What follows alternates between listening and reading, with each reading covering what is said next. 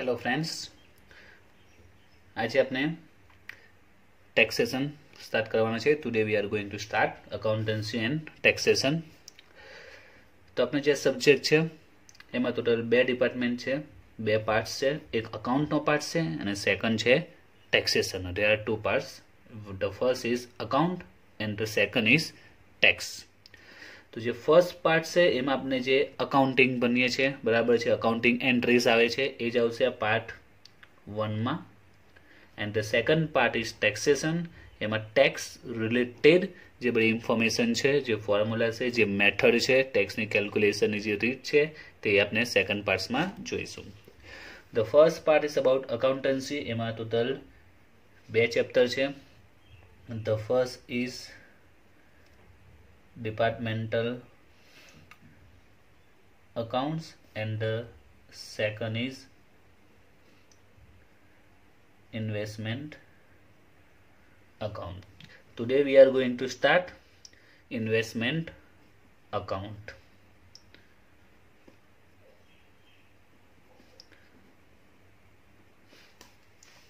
So first of all we have to understand about this investment account.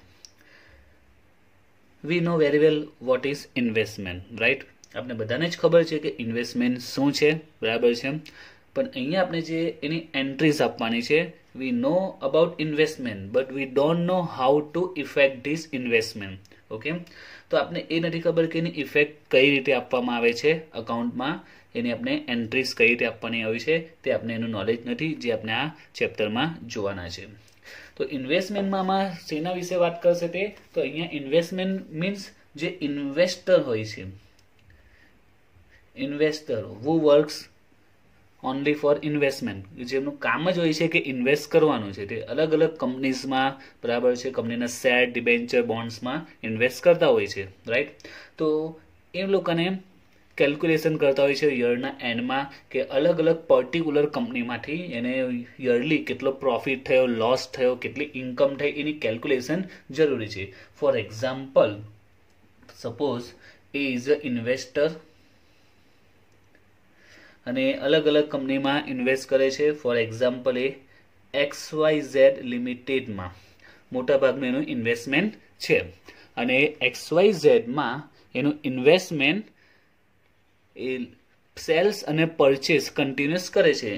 વર્ષ દરમિયાન સમજી લો કે 5 to 6 ટાઈમ્સ એ XYZ ના, suppose કે એની પાસે ડિબેન્ચર છે કે બોન્ડ છે કે શેર છે, વોટ એવર, તો એ યરલી 5 to 6 ટાઈમ ટ્રાન્ઝેક્શન કરે છે, કાં તો પરચેસ કરે છે કાં તો સેલ કરે છે. જે પ્રકારનું માર્કેટ હશે એ પ્રકારે પરચેસ ને સેલ કરે છે. તો એમાંથી એને કેટલો પ્રોફિટ લોસ થયો એને કેલ્ક્યુલેશન કરવા માટે એ અકાઉન્ટ બનાવશે XYZ લિમિટેડ ડિબેન્ચર અકાઉન્ટ. એની બુક્સમાં કયું અકાઉન્ટ બનાવશે? XYZ limited debentures account, right? અને યરલી દરમિયાન જે પણ એમાં પરચેસ થઈ હશે, સેલ થઈ હશે, જે ઇન્કમ મળી હશે, ડિબેન્ચર પરચેસ કર્યા છે, બરાબર છે, ડિબેન્ચર પર કંપનીને શું આપશે? ઇન્ટરેસ્ટ આપશે, બરાબર છે. શેર હશે તો શેર પર શું આપશે? એને ડિવિડન્ડ આપશે, રાઈટ? તો બધી ઇફેક્ટ એ અકાઉન્ટ્સમાં આપશે. તો આપણે અકાઉન્ટ્સને અહીંયા સમજવાનું છે કે પરચેસ ને સેલની ઇફેક્ટ કઈ રીતે આવશે, શેર, ડિવિડન્ડ જે પણ મળતું હોય, ઇન્ટરેસ્ટ જે મળતું હોય એની ઇફેક્ટ કઈ રીતે આપીશું એ આપણે આ બુકમાં, આ ચેપ્ટરમાં ભણવાના છે. Now look at the pro forma of investment account. Investment અકાઉન્ટનું જે ફોર્મેટ આવશે અકાઉન્ટનું, તો first of all debit side there are total 5 columns. The first is date, second for particular, and the other 3 column for amount. The first is face value, second is interest, and last is cost. Face value, interest and cost. And same to same credit side પર એ જ રીતે 5 columns આવશે: date, particular, face value, interest and cost. તો first of all vote is face value and cost? Interest we will no very વેલ, બરાબર છે. ડિબેન્ચરમાં કે પછી શેરમાં ડિવિડન્ડ મળશે, ડિબેન્ચરમાં ઇન્ટરેસ્ટ મળતો હોય છે. તો ઇન્વેસ્ટ કરે તો એના પરથી આપણે જે પણ મળતું હશે ઇન્ટરેસ્ટ કે ડિવિડન્ડ જે મળતું હશે તે, right? Now what is face value and cost? તો we know very well for about share. જ્યારે કંપની શેર ઇસ્યુ કરે છે, શેર બહાર પાડે છે, તો એની એક મૂળ કિંમત હોય છે, એની ફેસ વેલ્યુ હોય છે, for example 10 rupees, right. Any face value કેટલી છે? 10 રૂપીસ. પણ જ્યારે માર્કેટમાં એ સેલ થશે તો શું 10 રૂપીસમાં સેલ થશે? માર્કેટમાં એની પ્રાઇસ 200 હોઈ શકે, 300 હોઈ શકે, 1000 હોઈ શકે, 5000 પણ હોઈ શકે છે. સપોઝ કે એની માર્કેટ વેલ્યુ 200 છે, તો એની ફેસ વેલ્યુ કેટલી છે? 10 રૂપીસ. હવે સપોઝ કે મેં 200 માં એને પરચેસ કરું છું, તો એની કઈ વેલ્યુ થઈ? આ કોસ્ટ વેલ્યુ થઈ. એની ફેસ વેલ્યુ તો 10 જ છે, પણ માર્કેટમાં આજે એની પ્રાઇસ કેટલી ચાલે છે? 200 ચાલે છે. એ શું કહેવાય? એની કોસ્ટ વેલ્યુ કહેવાય. તો that is face value and cost value, right. આપણે જેટલામાં પરચેસ કરીએ છીએ એની કોસ્ટ વેલ્યુ કહેવાય છે, અને ફેસ વેલ્યુ એને જે એકચ્યુઅલ જ્યારે ઇસ્યુના ટાઈમ પર જે એની વેલ્યુ હતી એ શું કહેવાય? Face value. ને હાલમાં આપણે જે ટાઈપ પ્રાઇસમાં પરચેસ કે સેલ કરીએ છીએ તે શું કહેવાય? કોસ્ટ વેલ્યુ કહેવાશે. તો હવે આમાં એન્ટ્રી કઈ કઈ આવી શકે તે સમજીએ. તો સૌથી પહેલી જે એન્ટ્રી આવશે એની ઓપનિંગ બેલેન્સ આવશે. ઓપનિંગ બેલેન્સ એમાં ફેસ વેલ્યુ હશે અને કોસ્ટ વેલ્યુ હશે. ઇન્ટરેસ્ટ એમાં આવતું નથી. એનું ઇન્ટરેસ્ટ આવતું હોય છે, અલગથી એની એન્ટ્રી આવતી હોય છે. જ્યારે આપણે સમ સ્ટાર્ટ કરીશું, દાખલા જોઈશું ત્યારે સમજીશું. તો first entry is opening balance. અને ઇન્વેસ્ટર હશે તેનું કામ જ છે જ્યારે પ્રોફિટ પ્રાઇસ અપ જશે, પ્રોફિટ વધારે મળતો હશે એટલે શું કરશે? સેલ કરી દેશે. અને પ્રાઇસ લો હશે, ફ્યુચરમાં માર્કેટ વધવાનું હશે તો એ શું કરશે? પરચેસ. એટલે વર્ષ દરમિયાન એ પરચેસ કે સેલ કરી શકે છે. તો બીજી એન્ટ્રીની આવશે પરચેસ કે સેલની. તો પરચેસની એન્ટ્રી આવશે, ડેબિટ સાઇડ આવશે પરચેસ. ઇફેક્ટ આવશે બેંક અકાઉન્ટ ડેશ કરીને પરચેસ. અને સેલ હશે તો એની એન્ટ્રી ક્રેડિટ સાઇડ. બરાબર છે. વર્ષ દરમિયાન જે પણ સેલ કર્યું હશે તો એક આવશે ક્રેડિટ સાઇડ. ને એમાં 3 એમાઉન્ટ અવેલેબલ હશે: face value, interest and cost. Face value, interest and cost. તો પરચેસ કરશે યર્સમાં, વર્ષ દરમિયાન, તો ડેબિટ સાઇડ, અને જો સેલ કરશે તો એ credit side. Purchase and sale. Now the important point is about sale. Investor જ્યારે પણ સેલ કરે છે તો એના પર 2 ઇફેક્ટ આવે છે. જ્યારે પણ કોઈ પણ વ્યક્તિ કોઈ પણ અસેટ જો એ સેલ કરે તો એમાં 2 ઇફેક્ટ કમ્પલસરી થશે, કાં તો પ્રોફિટ કાં તો લોસ, રાઈટ. કોઈ પણ અસેટ જ્યારે સોલ્ડ કરવામાં આવે છે એટલે એના પર કાં તો પ્રોફિટ મળશે કાં તો લોસ થશે. તો એની ઇફેક્ટ પણ ઇન્વેસ્ટમેન્ટ અકાઉન્ટમાં આપવામાં આવે છે, પ્રોફિટ ઓર લોસ. તો એની ઇફેક્ટ ક્યાં આવશે? તો profit and loss actually transfer થાય છે પીએનએલમાં. પ્રોફિટ લોસ ક્યાં ટ્રાન્સફર થશે? પીએનએલ અકાઉન્ટમાં. જો હું પીએનએલ અકાઉન્ટ ક્રિએટ કરું અને સપોઝ કે પ્રોફિટ થયો છે તો પ્રોફિટ આપણે ક્યાં બતાવીશું? પીએનએલમાં ક્રેડિટ સાઇડ લખીશું. ઇન્વેસ્ટમેન્ટ અકાઉન્ટ ડેશ કરીને પ્રોફિટ. અને જો લોસ થયો હોય તો પીએનએલ અકાઉન્ટમાં ક્યાં બતાવીશું? Debit side. Investment account loss. Okay. તો પ્રોફિટ કે લોસ આપણે ઇન્વેસ્ટમેન્ટમાં એની ઇફેક્ટ આપીએ છીએ, પીએનએલમાં ઇફેક્ટ આપીએ છીએ. પ્રોફિટ ક્યાં બતાવે છે આપણે? Credit side. અને લોસ ક્યાં આવે છે? Debit side, right. ઇન્વેસ્ટમેન્ટ પર પ્રોફિટ કે લોસ થયો હોય, ઇન્વેસ્ટમેન્ટ સોલ્ડ કર્યા હોય કે કોઈ પણ એસેટ સોલ્ડ કરી હોય, એનો પ્રોફિટ પીએનએલ અકાઉન્ટમાં ક્રેડિટ સાઇડ અને લોસ પીએનએલ અકાઉન્ટમાં ડેબિટ સાઇડ. આ બેઝિક રૂલ્સ આપને ખબર છે. હવે આપણે એની ઇફેક્ટ ઇન્વેસ્ટમેન્ટ અકાઉન્ટમાં આપવાની છે. તો ઇન્વેસ્ટમેન્ટ અકાઉન્ટમાં ઓપોઝિટ એન્ટ્રી આવશે. જેમ કે લોસ થયો હોય તો પીએનએલ અકાઉન્ટમાં ડેબિટ છે, તો ઇન્વેસ્ટમેન્ટમાં ક્યાં આવશે? ક્રેડિટ સાઇડ આવશે. પીએનએલ અકાઉન્ટ ડેશ કરીને લોસ. ક્લિયર? તો કેમ ક્રેડિટ સાઇડ આવ્યું? કારણ કે અહીંયા પીએનએલમાં એ ડેબિટ થશે, તેના માટે ઇન્વેસ્ટમેન્ટ અકાઉન્ટમાં એને શું કરવું પડે? ક્રેડિટ કરવું. કારણ કે ફર્સ્ટ ઇફેક્ટ તો ઇન્વેસ્ટમેન્ટમાં આવશે અને ઇન્વેસ્ટમેન્ટમાંથી ક્રોસ એન્ટ્રી પીએનએલ અકાઉન્ટમાં જતી હોય છે. તો સમજાવવા માટે મેં પહેલા પીએનએલ અકાઉન્ટ બનાવ્યું છે. એટલે આમાં તમારે યાદ રાખવાનું છે કે જો સેલ દરમિયાન, બરાબર છે, જો લોસ થશે તો લોસ કા આવશે? ઇન્વેસ્ટમેન્ટમાં ક્રેડિટ સાઇડ આવશે અને ઓપોઝિટ એન્ટ્રીને કા જશે? પીએનએલમાં જશે. આપણે જો કે પીએનએલ બનાવવાનું નથી, પણ આ એન્ટ્રી સમજાવવા માટે મેં પીએનએલ બતાવ્યું છે. તો યાદ રાખવાનું છે કે જો લોસ થશે તો એ ઇન્વેસ્ટમેન્ટ અકાઉન્ટમાં કા આવશે? ક્રેડિટ સાઇડ આવશે. અને જો પ્રોફિટ થયું સેલમાં તો એ ઇન્વેસ્ટમેન્ટ અકાઉન્ટમાં કા આવશે? ડેબિટ સાઇડ આવશે, જે પણ પ્રોફિટ થયો હોય તે. ક્લિયર. અને પ્રોફિટ કે લોસ એ કોસ્ટમાં જ આવશે એની ઇફેક્ટ. કેમ કોસ્ટમાં આવે એનું રીઝન છે આ પ્રોફિટ લોસ છે તો આપણે ફેસ વેલ્યુ સાથે કોઈ કનેક્શન નથી. માર્કેટમાં એ 200માં બી સેલ પરચેસ થાય, 300માં બી થાય, એટલે કોસ્ટ વેલ્યુ પર ઇફેક્ટ થશે પરચેસ કે સેલનો જે પ્રોફિટ લોસ થયો હોય તે. એમ તો યાદ રાખજો પ્રોફિટ ને લોસ એની ઇફેક્ટ આવશે ઓનલી ફોર કોસ્ટમાં આવશે.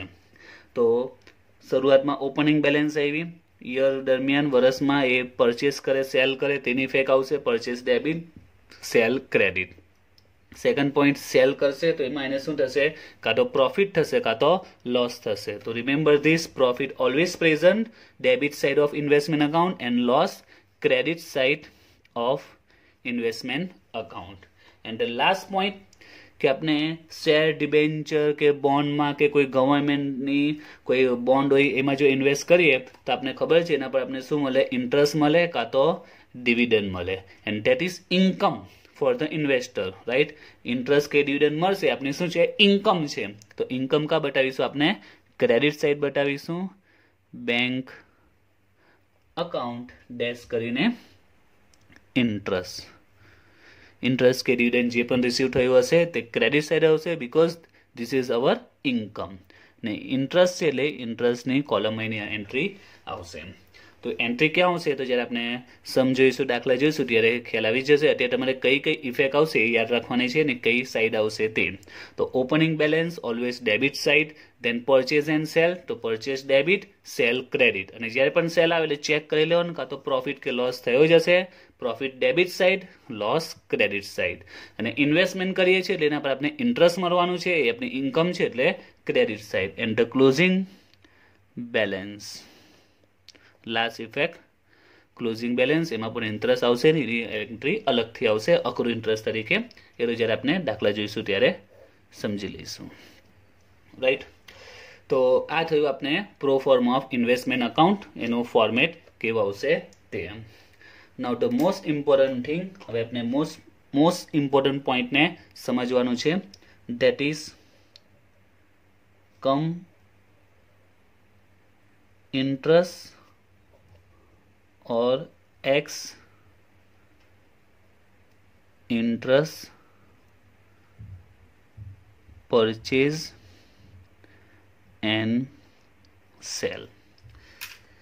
तो क्वेश्चन में आपने परचेज અને સેલની ઇન્ફોર્મેશન આપેલી હશે કે યર્સમાં 2 ટાઈમ્સ પરચેસ કર્યું કે 3 ટાઈમ પરચેસ કે સેલ કર્યું છે, પણ એમાં ઇન્ફોર્મેશનમાં બીજું આવું કંઈક આપ્યું હશે, purchase 5 lakh come interest or cell 2 lakh x interest.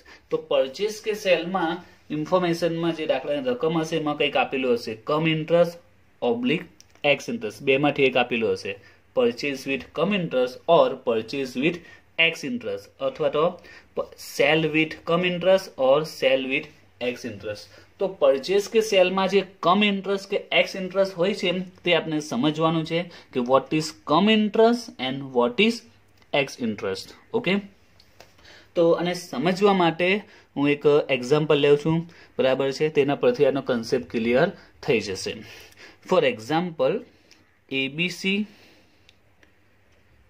લિમિટેડે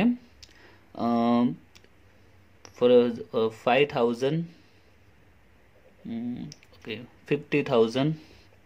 debenture issue કર્યા છે ઓન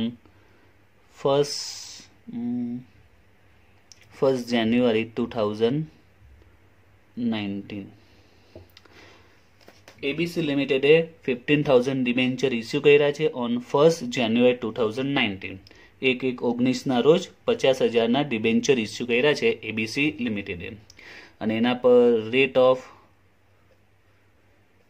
ઇન્ટરેસ્ટ છે સપોઝ 12%. કેટલું ઇન્ટરેસ્ટ છે 12%. અને કંપની ઇન્ટરેસ્ટ 2 ટાઈમ્સ આપે છે, એક આપે છે 1619 એન્ડ 30 જૂન એન્ડ 31 ડિસેમ્બર. આ બે ડેટ ઇન્ટરેસ્ટની છે. તો એબીસી લિમિટેડે 50,000 ડિબેન્ચર ઇસ્યુ કર્યા છે on 1st January 19. Rate of interest છે 12%. અને ઇન્ટરેસ્ટ કંપની ક્યારે ઇસ્યુ કરે છે, 30 જૂન એન્ડ 31 ડિસેમ્બર. ઓકે, યરલી નથી આપતી, 6 મંથલી આપે છે. પહેલા 6 મહિના અને પછી 6 મહિનાનો ઇન્ટરેસ્ટ આપે છે, વર્ષનો સાથે નથી આપતી. હવે પોઈન્ટ સમજો. 1/1/19 ઇસ્યુ કરેલા. હવે 1/1/19 જે ડેટે ઇસ્યુ થયા એ ડેટે જ બરાબર છે. Suppose Suresh purchase 5000 debenture. તો 5000 ડિબેન્ચર સુરેશે પરચેસ કર્યા છે, રાઈટ, ને રૂપીસ છે. ઓકે, સપોઝ કે 15,000 રૂપીસ ડિબેન્ચર છે અને 5,000 રૂપીસના ડિબેન્ચર પરચેસ કર્યા છે. હવે એટ આ કોસ્ટ વેલ્યુ છે અને કોસ્ટમાં જ પરચેસ કર્યા છે. 15,000 એ કોસ્ટ વેલ્યુ છે, આમાં કોઈ ડિસ્કાઉન્ટ કે પ્રીમિયમ એવું કંઈ નથી, એની એકચ્યુઅલ કોસ્ટ છે. અને આ 5,000 ડિબેન્ચર એ કોસ્ટ વેલ્યુમાં જ પરચેસ કર્યા છે.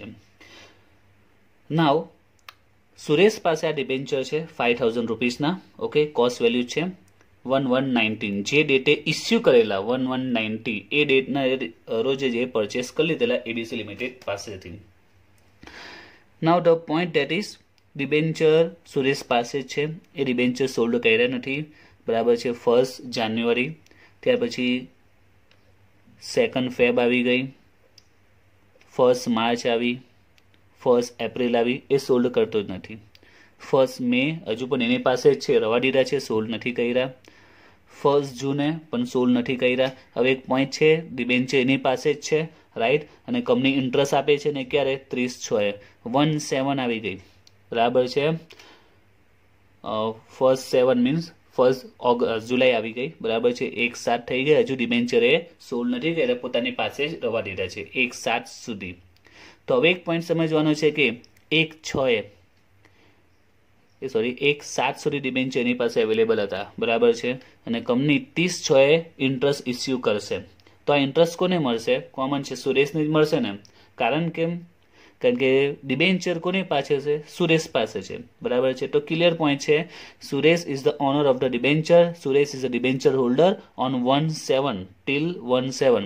સો is the legally A acquire કરશે, પૂરેપૂરું ઇન્ટરેસ્ટ એને મળશે. તો ઓન 36/19 30/6/19 એને ઇન્ટરેસ્ટ મળશે. કેટલું? 5,000 છે. ઇન્ટરેસ્ટનો રેટ કેટલો છે? 12% છે. તો 5,000 ના 12% 600 થશે. પણ એને 600 નહીં મળશે, કારણ કે આ 6 મંથલી છે, 6 મહિનાનું છે, અને રેટ તો યરલી હોય, એટલે એને પાછું 6 મંથમાં કન્વર્ટ કરીશું. તો 300 ઇન્ટરેસ્ટ કોણ રિસીવ કરશે? Received by Suresh. તો આ એક સિમ્પલ બેઝિક પોઈન્ટ છે. સામાન્ય ભાષામાં કહીએ તો 1/1/19 રોજ એ ડિબેન્ચર પરચેસ કર્યા, બરાબર છે. ને એ તારીખે કંપનીએ ઇસ્યુ કરેલા હતા, રાઈટ. એના પર રેટ હતો 12%, જે 30/6/31/12 6 મહિને કંપની ઇસ્યુ કરે છે. હવે સુરેશે કેટલા પરચેસ કર્યા? 5,000 રૂપીસના ડિબેન્ચર પરચેસ કર્યા.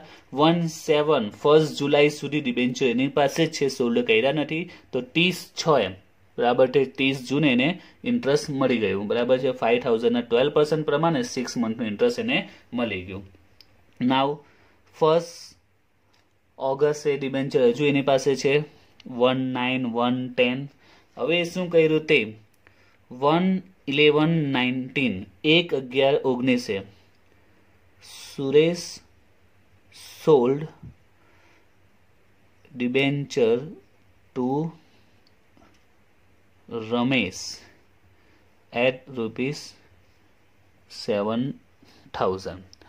હવે 1/11/19 સુરેશે બધા ઇન્વેસ્ટમેન્ટ કોને સોલ્ડ કર્યા? રમેશને એટ ₹7,000. તો માર્કેટમાં પ્રાઇસ સારી મળતી હશે તો એ 5,000 ના ડિબેન્ચર કેટલામાં સોલ્ડ કર્યા? 7,000માં સોલ્ડ કર્યા, 2,000 નો પ્રોફિટ મળી રહે. એ પર્પઝથી એ રમેશને વેચી દીધા, રાઈટ. ઇન્વેસ્ટર છે એટલે માર્કેટ ઉચકાઈ, સારી પ્રાઇસ મળે એટલે સોલ્ડ કરી નાખવાનો છે. એક સિમ્પલ બેઝિક પોઈન્ટ છે. નાઉ the point that is about interest. હવે ઇન્ટરેસ્ટના પોઈન્ટને સમજવાનું છે.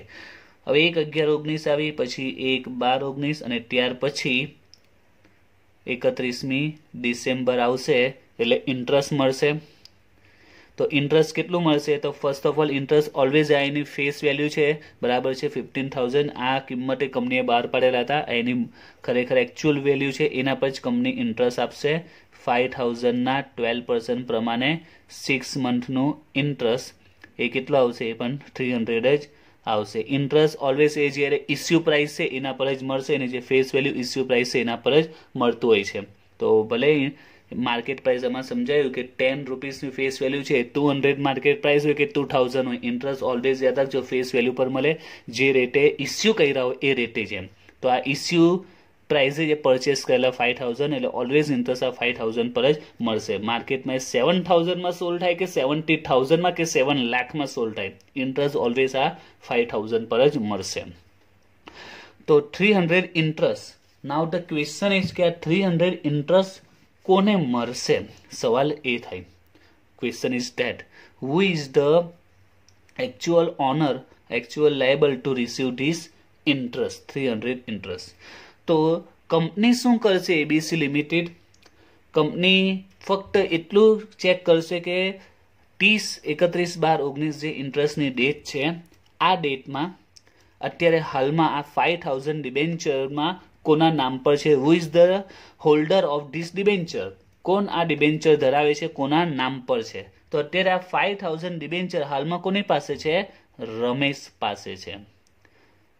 અત્યારે આ ડિબેન્ચર કોની પાસે છે? રમેશ પાસે છે, બરાબર છે. તો રમેશ શું કરશે? ડિબેન્ચર પોતે જ્યારે 1/11/19 સુરેશે રમેશને સોલ્ડ કર્યા હશે તો કંપનીમાં એ ડિબેન્ચર હોલ્ડર બની ગયો છે, એટલે નામ ટ્રાન્સફર કરી દીધું હશે, એ ડિબેન્ચર પોતાના નામ પર લઈ લીધા હશે, બરાબર છે. એટલે અત્યારે હાલમાં who is the holder of the debenture?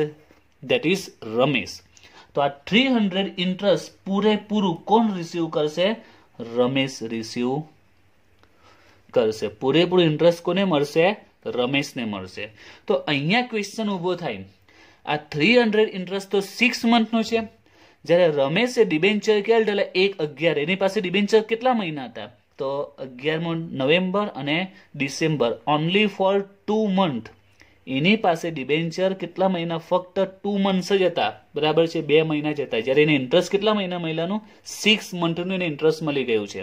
તો આ એક રીતે રમેશને ફાયદો થયો ને સુરેશને આમાં લોસ થયો છે, કારણ કે એને લાસ્ટ ઇન્ટરેસ્ટ ક્યારે મળેલું? 30/6, તો 7, 8, 9 અને 10, 1/11 સોલ્ડ કરી નાખ્યું. તો 4 મહિનાનું જે ઇન્ટરેસ્ટ છે એનું એ કોને મળી ગયું? સુરેશને મળવું જોઈએ, એને બદલે કોને મળી ગયું? રમેશને મળી ગયું, બરાબર છે. કારણ કે રમેશને તો 6 મહિનાનું ઇન્ટરેસ્ટ મળી ગયું, જ્યારે એની પાસે ડિબેન્ચર તો ફક્ત 2 મહિના જ હતા, બાકીના 4 મહિના તો સુરેશ પાસે હતા.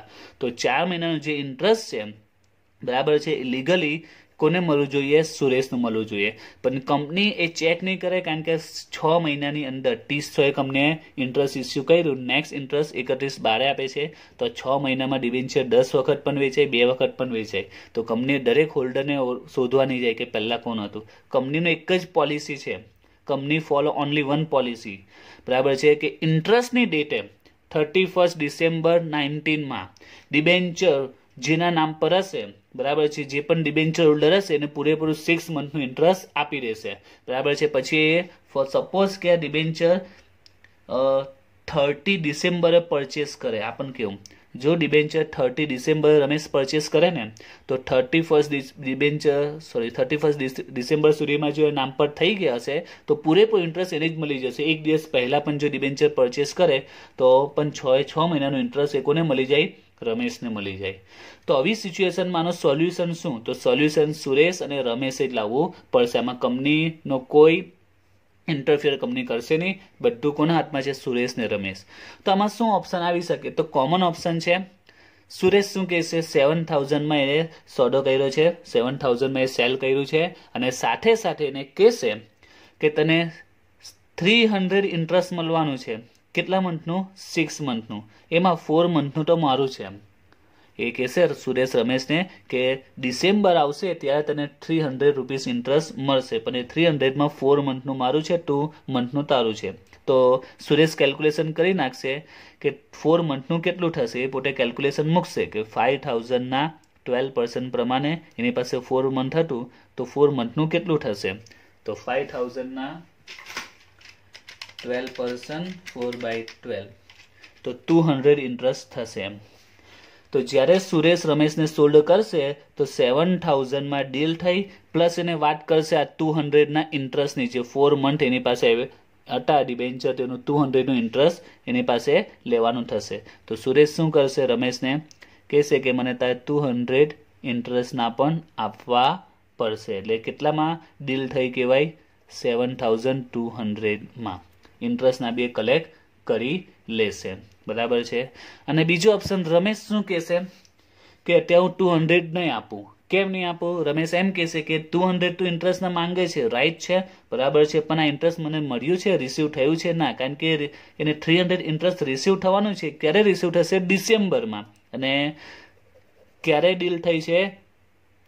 1 નવેમ્બરમાં. બરાબર છે. તો રમેશ કહેશે કે મને ઇન્ટરેસ્ટ તો મળ્યું જ નથી, તો હું તને અત્યારે કઈ રીતે આપી શકું છું. એટલે બીજો ઓપ્શન એ છે કે ઇન્ટરેસ્ટ ન પણ આપે અને આપી પણ દે. રમેશ એવું કહેશે કે જ્યારે મને 300 મળશે ને ત્યારે હું તને 200 આપી દઈશ, હું અત્યારે આપી શકું નહીં. આવું પણ કહી શકે છે. તો આમાં જ પોઈન્ટ છે કમ ઇન્ટરેસ્ટ અને એક્સ ઇન્ટરેસ્ટ. આપણે ચલો રમેશના સંદર્ભમાં વિચારીએ. એકોર્ડિંગ ટુ રમેશ, રમેશ અહીંયા શું કરે છે? પરચેસ કરે છે. રમેશ શું કરે છે? પરચેસ. તો એની પરચેસ કાં તો કમ ઇન્ટરેસ્ટ હશે કાં તો ex. Cum interest means with interest. Cum ઇન્ટરેસ્ટનું મિનિંગ શું થાય? With interest. અને એક્સ ઇન્ટરેસ્ટ એટલે કે એમ સમજો કે ઇન્ક્લુડેડ ઇન્ટરેસ્ટ, અને આમાં એક્સક્લુડેડ ઇન્ટરેસ્ટ. આમાં વિથ ઇન્ટરેસ્ટ, ઇન્ટરેસ્ટની સાથે ને અહીંયા ઇન્ટરેસ્ટ વગર એમ. હવે રમેશ અહીંયા પરચેસ કરે છે અને માની લો કે પરચેસમાં એની પાસે બે ઓપ્શન છે. કાં તો એ 7,000 જ આપશે, કાં તો કેટલા આપશે? 7,000 પ્લસ 200 ના પણ આપી દેશે. એટલે 7,000 ને 200 બે ઓપ્શન છે. કાં તો 7,000 માં ડીલ કરશે કાં તો 7,200 માં. તો આમાં જ પોઈન્ટ છે કમ ઇન્ટરેસ્ટ એટલે કે એક ઇન્ટરેસ્ટની સાથે અને એક એક્સ ઇન્ટરેસ્ટ વગર ડીલ થશે. તો આમાંથી કઈ વિથ ઇન્ટરેસ્ટ કહેવાશે? કમ ઇન્ટરેસ્ટ. તો આ કઈ કહેવાશે? કમ ઇન્ટરેસ્ટ, વિથ ઇન્ટરેસ્ટ. એટલે 7,000 માં ડીલ થઈ પ્લસ 200 ઇન્ટરેસ્ટના પણ આપ્યા, તો આ કેવી પરચેસ થશે? કમ ઇન્ટરેસ્ટની પરચેસ થશે. રાઈટ. અને આ પરચેસ કેવી કહેવાશે? એક્સ ઇન્ટરેસ્ટ, ઇન્ટરેસ્ટ વગર, વિધાઉટ ઇન્ટરેસ્ટ. ક્લિયર થઈ ગયો કે વોટ ઇઝ કમ ઇન્ટરેસ્ટ અને એક્સ ઇન્ટરેસ્ટ. તો સિમ્પલ બેઝિક પોઈન્ટ છે. રાઈટ. કે કંપનીનો એક નિયમ છે કે જે તારીખે ઇન્ટરેસ્ટ ઇસ્યુ કરે એ તારીખે જેની પાસે ડિબેન્ચર હોય એને પૂરેપૂરું ઇન્ટરેસ્ટ આપી દે. તો આમાં આપણે એક વસ્તુ માર્ક કરીએ કે રમેશ પાસે કેટલા મંથ હતું? 2 મંથ. અને સુરેશ પાસે 4 મંથ. અને 6 મંથનું જ્યારે ઇન્ટરેસ્ટ રિસીવ થયું તો આ 6 મહિના ડિબેન્ચર 4 મંથ સુરેશ પાસે હતા અને 2 મંથ રમેશ પાસે હતા. તો અહીંયા ક્વેશ્ચન થાય ઇન્ટરેસ્ટનો. તો આપણે જોયું એ પ્રમાણે કે 7,000 માં ડીલ થઈ, 200 ઇન્ટરેસ્ટ સુરેશનું થાય છે. તો ઇન્ટરેસ્ટ જો સાથે આપી દે તો એ કમ ઇન્ટરેસ્ટ કહેવાય, અને ઇન્ટરેસ્ટ નહીં આપે તો એ એક્સ ઇન્ટરેસ્ટ પરચેસ કહેવાશે. તો મોસ્ટ ઇમ્પોર્ટન્ટ છે દાખલાના સંદર્ભમાં ક્વેશ્ચનમાં આપેલું હશે કે પરચેસ કે સેલ એક્સ ઇન્ટરેસ્ટ છે કે કમ ઇન્ટરેસ્ટ છે, તે આપણે જોવું પડશે અને કેલ્ક્યુલેશનમાં ખૂબ જ ઇમ્પોર્ટન્સ હોય છે.